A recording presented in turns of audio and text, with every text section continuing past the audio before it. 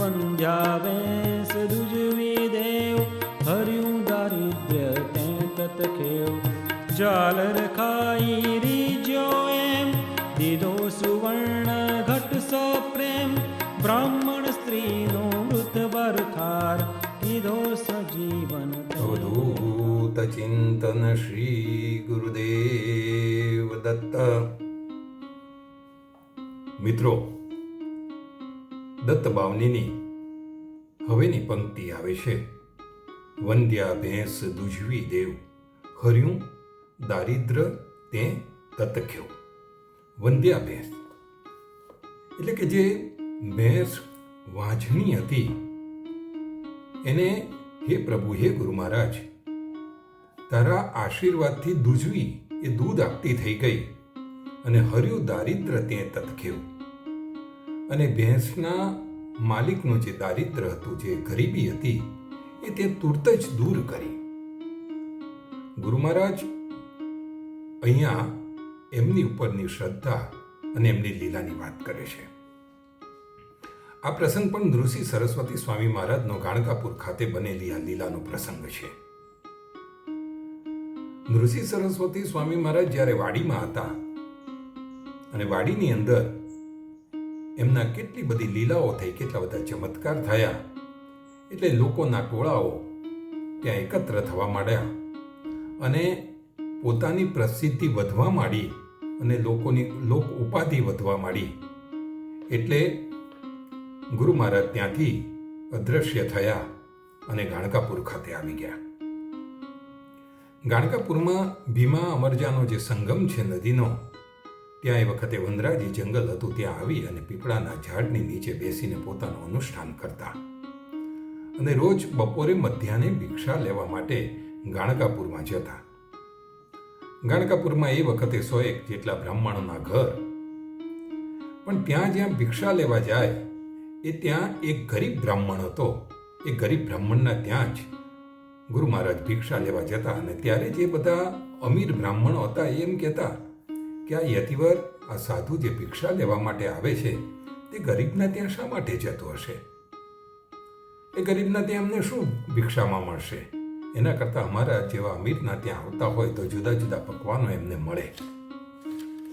પણ ગુરુ મહારાજ તો પ્રપંચથી મુક્ત છે અને જે કંઈ લીલાઓ કરતા હોય પરાર્થે કરતા હોય, બીજાને કંઈક આનંદ, બીજાને સુખ આપવા માટે કરતા હોય.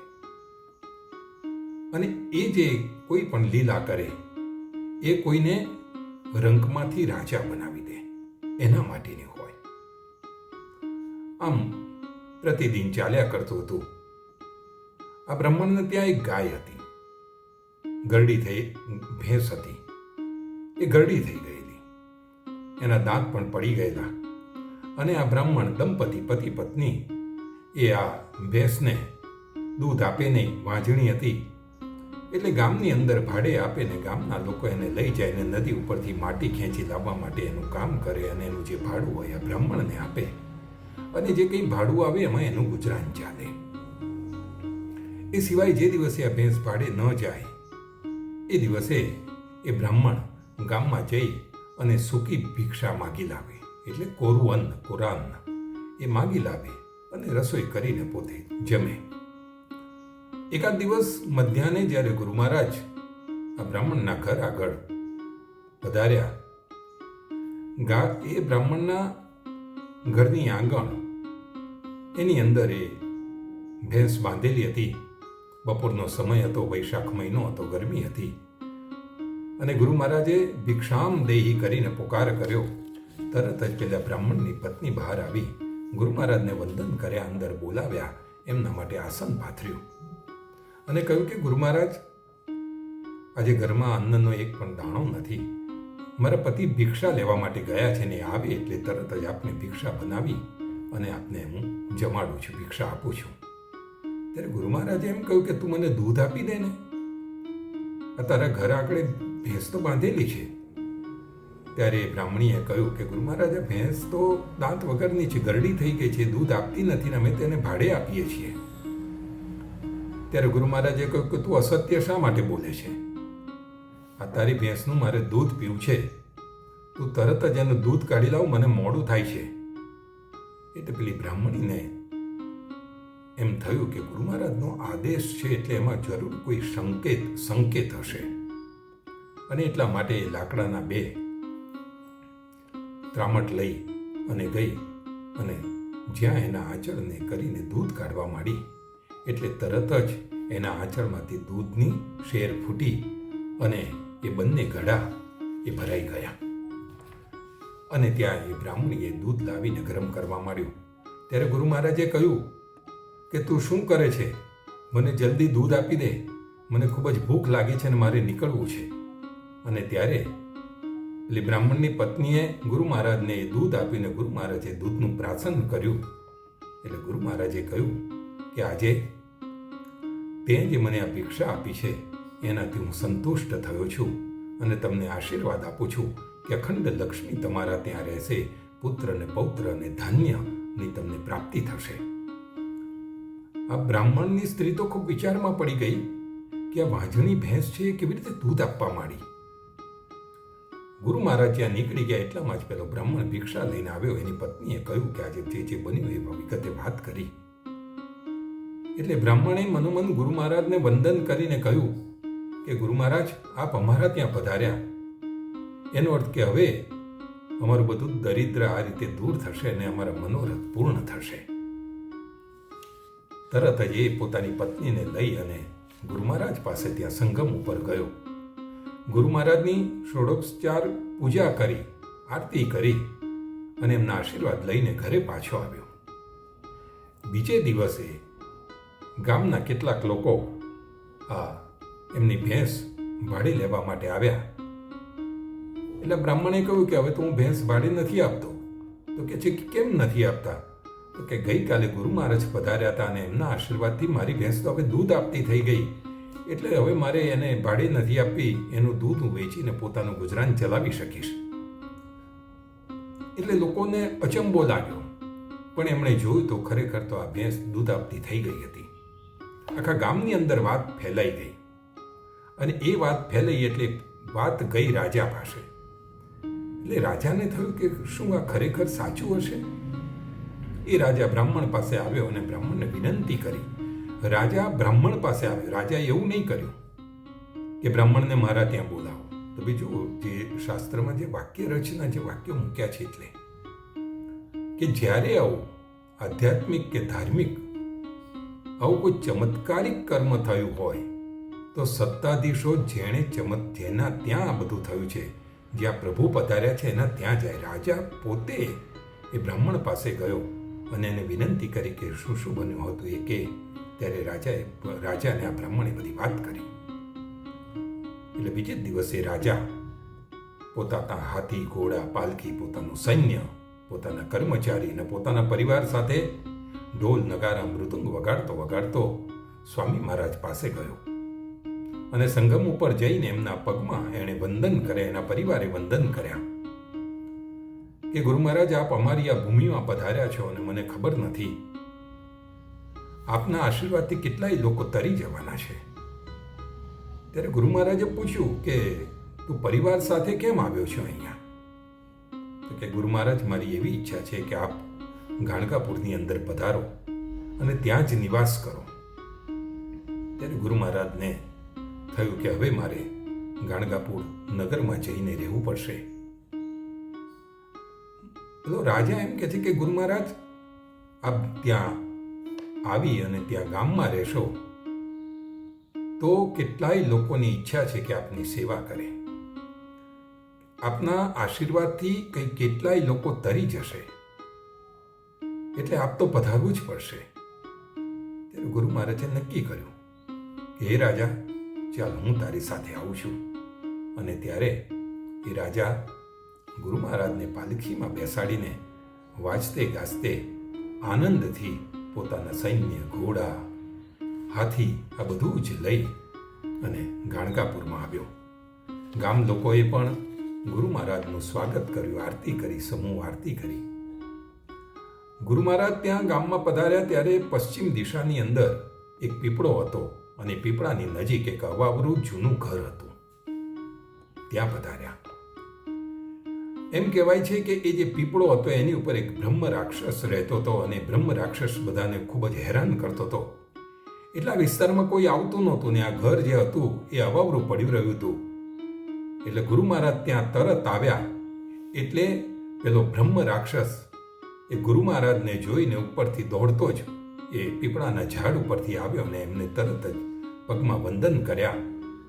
અને ત્યારે ગુરુ મહારાજે એને આશીર્વાદ આપ્યા કે હે બ્રહ્મ રાક્ષસ, હવે તું મુક્ત થયો છું, તો અહીંથી સીધો સંગમ ઉપર જા, સંગમ ઉપર સ્નાન કરજે અને સ્નાન કરી અને તું નીકળીશ એટલે તારી મુક્તિ થઈ જશે. અને બ્રહ્મ રાક્ષસ અને આ ભૂત પિશાચથી જે ઘેરાયેલો વિસ્તાર હતો એ સ્વચ્છ થઈ ગયો. જે નેગેટિવ એનર્જી હતી એ બધી ભાગી ગઈ. બ્રહ્મ રાક્ષસ દોડ્યો અને એને સ્નાન કર્યો અને એની મુક્તિ થઈ. અને ગુરુ મહારાજે મઠ બનાવીને એ રહેવા માંડ્યા.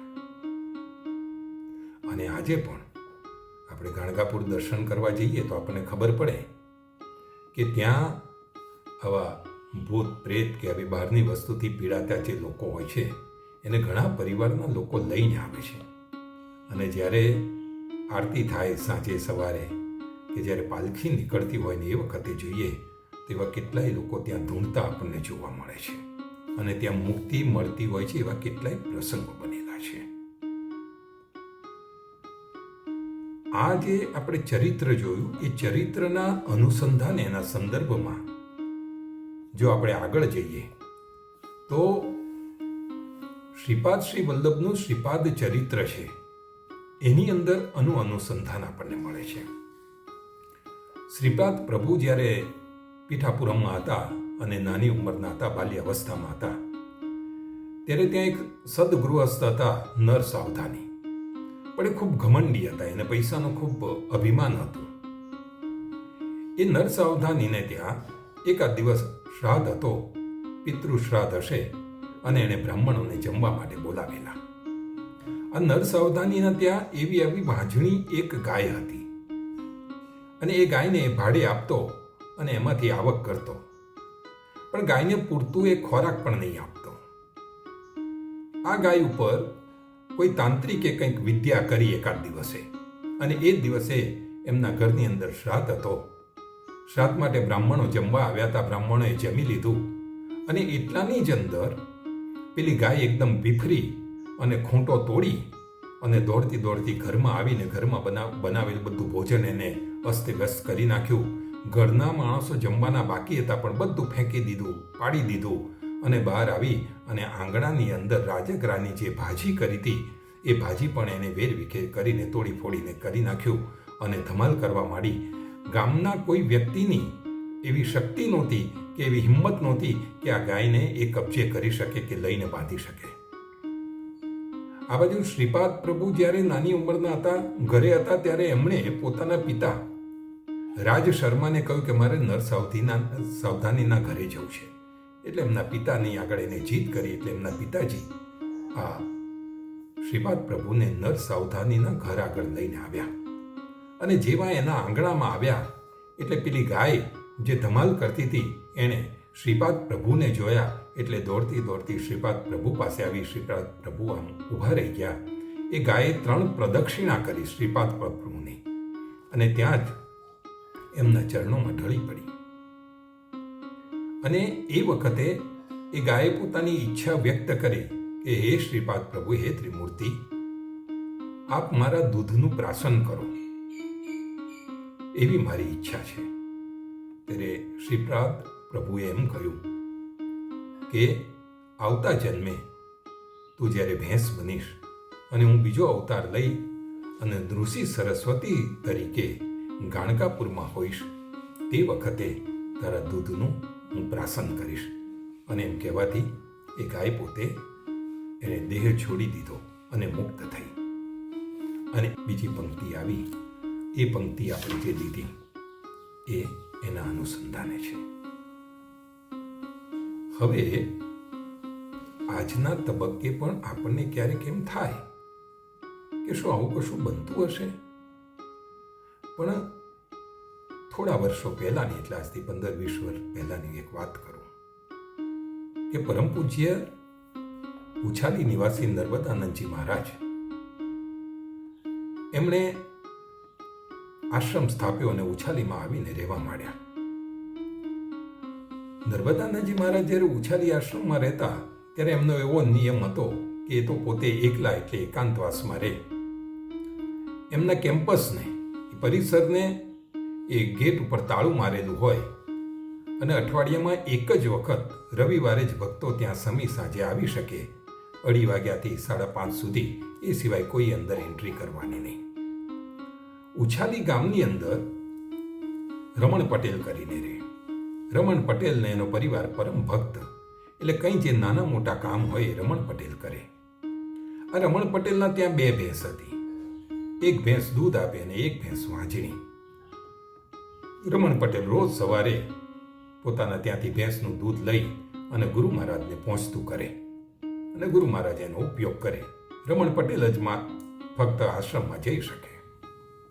નર્મદાનંદજી મહારાજ તો સ્વપાકી એટલે પોતાનો ભોજનથી માંડીને પોતે જ બનાવે. થોડા દિવસ થયા અને રમણ પટેલની જે ભેંસ દૂધ આપતી હતી એ દૂધ આપતું બંધ થઈ ગઈ. એટલે રમણ પટેલે બીજે ક્યાંકથી દૂધ લઈને આપવા માંડ્યું. હવે જે બીજી ભેંસ, જે માંજણી ભેંસ હતી, એ રમણ પટેલને એમ થયું કે હવે આ ભેંસ તો મને દૂધ આપતી નથી ને કામની નથી, એટલે એને પેલા ઓડને વેચાતી આપી દીધી. ઓડ એટલે પેલા કુંભાર લોકો જે માટી વાપરતા, એ જે લાવવાનું, જે વહન કરવાનું કામ કરે એને ઓડ કહેવાય. એટલે ઓડ માટી ખોદી લાવી અને કુંભારને આપતા હોય, એને વેચાતી આપી દીધી. આ બાજુ દૂધ બદલાયું એટલે 4-5 દિવસ થયા એટલે નર્મદાનંદજી મહારાજે પટેલને કહ્યું કે પટેલ, પહેલા જે દૂધ આવતું હતું એવો સ્વાદ હવે આ દૂધમાં નથી આવતો. કેમ, શું થયું? ભેંસને તમે ખોરાક બરાબર નથી આપતા કે શું? ત્યારે પટેલે કહ્યું કે ગુરુ મહારાજ, પેલી જે ભેંસ દૂધ આપતી હતી એ ભેંસ દૂધ આપતી બંધ થઈ ગઈ, એટલે હું બીજાના ત્યાંથી દૂધ લાવીને આપને આપું છું. ત્યારે ગુરુ મહારાજે એમ કહ્યું કે તારી પાસે તો 2 ભેંસ હતી ને શું થયું? પટેલ કહે કે મહારાજ, એ તો એ બીજી ભેંસ હતી, એ તો માંજણી હતી, દૂધ આપતી નહોતી એટલે મેં ઓડને વેચી દીધી. અરે એવું ત્યાં શું કરવા કર્યું? મહારાજ શ્રી કહે છે, એવું શું કરવા કર્યું? એવું કરે, ભેંસ પાછી લઈ આવ અને એનું સારી રીતે પાલન કર, ભવિષ્યમાં એ ભેંસ પણ દૂધ આપે. એવું નથી કે ના આપે. પટેલ તો ઉપડ્યો અને ગુરુ મહારાજનું જે આદેશ એ સર્વોપરી એમ સમજી અને ઓડ પાસેથી પૈસા પાછા આપી દીધા અને ભેંસ લઈ આવ્યો અને એની સેવા કરવા માંડ્યો. અને આશ્રમમાં આવીને ત્યાં પરમ પૂજ્ય રંગવદૂત મહારાજની જે પાદુકાજી હતી, એ પાદુકાજી સામે એણે મનોમન એવો સંકલ્પ કર્યો કે હે ગુરુ મહારાજ, હે અવધૂત, આ મારી ભેંસને હું પાછી લાવ્યો છું, પણ જો એ ભેંસ દૂધ આપતી થશે તો સૌથી પહેલો અભિષેક આપની પાદુકા ઉપર કરીશ અને સૌથી પહેલું ઘી બનાવી અને આપની ઉપર ચઢાવીશ. અને સાહેબ, ચમત્કાર થયો. થોડા દિવસ થયા અને આ જે વાંજણી ભેંસ હતી એ ગાભણી થઈ. એના ત્યાં સમય જતાં પાડું આવ્યું અને ભેંસે દૂધ આપ્યું. અને અઠવાડિયા પછીનું એ જે દૂધ હોય એ દૂધ લઈ અને પટેલ દોડતા દોડતા આવ્યા કે ગુરુ મહારાજ, આજે આ દૂધથી આપણે બાપજીની પાદુકાજી ઉપર અભિષેક કરીએ. મહારાજ શ્રી કે કેમ, શું થયું પટેલ? પટેલ એમ કે ગુરુ મહારાજ, આ આપના આશીર્વાદથી આ ભેંસ મારી દૂધ આપતી થઈ ગઈ. એટલે નર્મદાનંદજી મહારાજે કહ્યું કે પટેલ, મારા આશીર્વાદ નહીં, એ તો પેલો દાઢીવાળો આપણો સદગુરુ અવધૂત બેઠો છે ને, એ બેઠો બેઠો આ બધા ખેલ કરે છે. અને પટેલે એ દૂધનો અભિષેક પણ કર્યો અને ત્યાર પછી ઘી બન્યું એટલે પહેલું ઘી લાવીને પણ એ પાદુકાજી ઉપર ચડાવ્યું. પૂજ્ય નર્મદાનંદજી મહારાજ જ્યારે પણ આવું કંઈક કોઈ ભક્તને કોઈ ઉપાય બતાવ્યો હોય અને એના સારા પરિણામ આવે અને ભક્ત આવીને વાત કરે ત્યારે કહેતા કે હું તો કશું કરતો જ નથી, આ તો મારો ગુરુ મહારાજ અવધૂત કરે છે, આ તો દત્ત પ્રભુ કરે છે, આ તો વાસુદેવ મહારાજના આશીર્વાદથી આ બધું થઈ રહ્યું છે. અને એવો જ એક બીજો પ્રસંગ પણ આજે અહીં નોંધવાની ઈચ્છા થાય. પરમ પૂજ્ય રંગવદૂત મહારાજ જ્યારે સદેહે હતા ત્યારની આ વાત છે. નારેશ્વરમાં અતિથિ ગૃહ જે બનાવ્યું, અત્યારે જે ઓફિસ છે એ મકાન, એ સૌથી પહેલું જ્યારે બનેલું ત્યારે સૌથી પહેલું જ્યારે અતિથિ ગૃહ બનાવ્યું ત્યારે મજૂરો આવતા અને ત્યાં કામ કરતા હવે એ વખતે આવા પંપ કે મોટરો કે એવું બધું નહીં, સબમર્સિબલ પંપ કે એવું બધું નહીં, એટલે પાણી નદીએથી લાવવું પડે. એટલે સવારે બધા મજૂરો જઈ અને ઘડા ભરીને પાણી લઈ આવે ને આખો દિવસ ચણતર કામ ને બધું ચાલે, છતાં પણ પાણી ઘટે. એટલે દાસ કાકાએ ચર્ચા કરી હશે.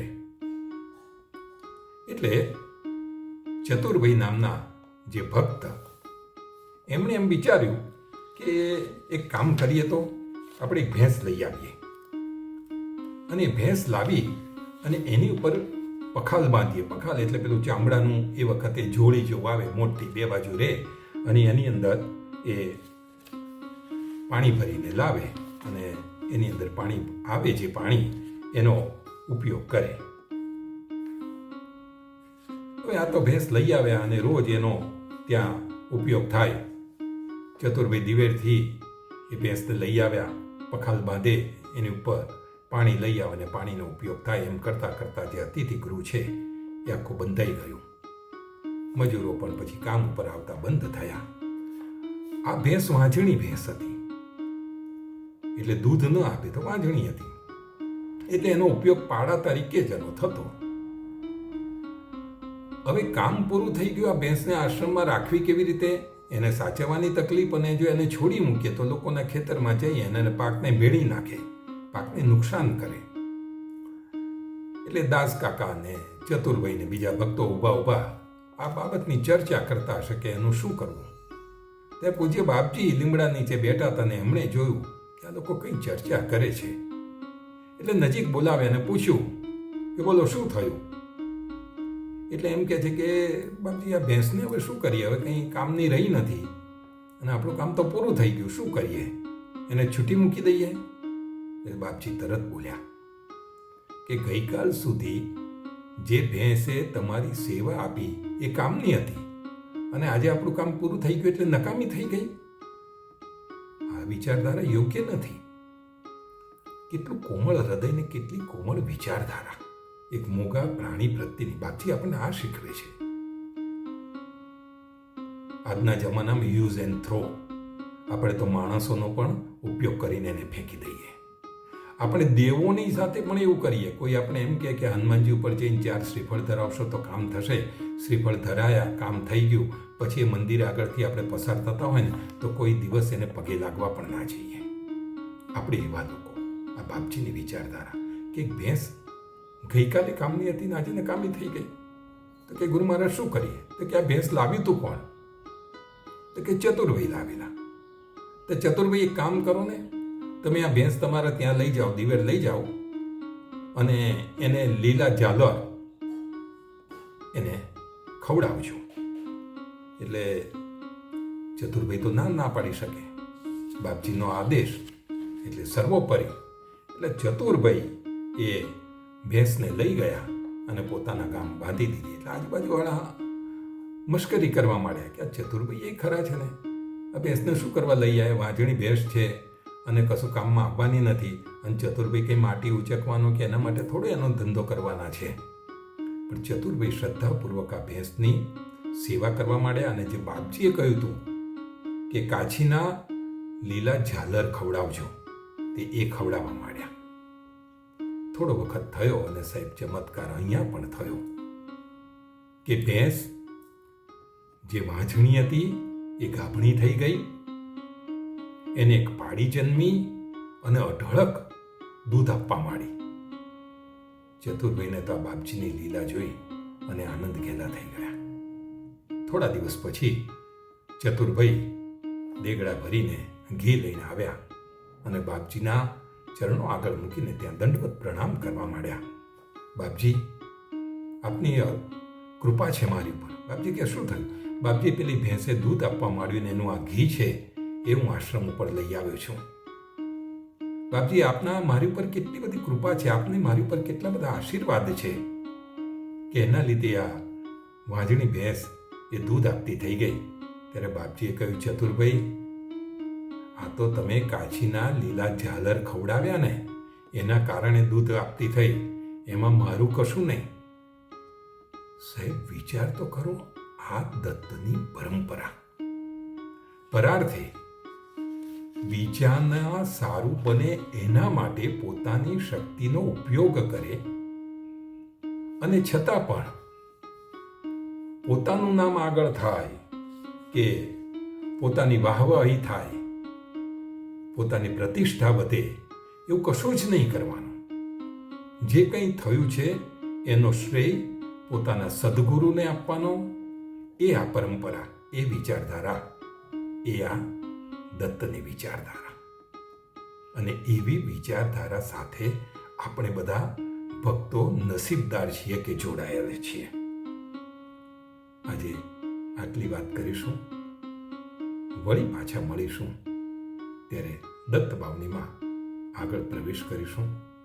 અને બાપજીએ જે આ લીલાઓ ટાંકી અને આપણને એક યા બીજી રીતે પ્રત્યક્ષ કે પરોક્ષ રીતે કોઈ સંદેશો આપ્યો છે, એ સંદેશો શું છે એને સમજવાની આપણે કોશિશ કરીશું. આપ સર્વેને મારા ગુરુદેવ દત્ત, ગુરુદેવ દત્ત, ગુરુદેવ દત્ત. નર્મદે હર. મિત્રો, ભગવાન દત્તાત્રેય અને એમના અંશ અવતાર એવા સંતો, યોગીઓની લીલાઓ રજૂ કરતી આ ચેનલને આપ લાઈક કરો, શેર કરો અને સબસ્ક્રાઈબ કરો. વધુમાં વધુ ભક્તો સુધી આપણી આ વાત પહોંચે એ માટે આપ બધાને જાગૃત કરો. બધાને મારા ગુરુદેવ દત્ત. વેદ શ્વાસ તારા નિર્ધાર થાકે વર્ણવતા જ્યાં શેષ કોણ રાખું બહુકૃત વેશ અનુભવ તૃપ્તિનો ઉદ્ગાર સુણી હશે તે ખાશે માર તપસી તત્વમસી દેવ બોલો જય જય શ્રી ગુરુ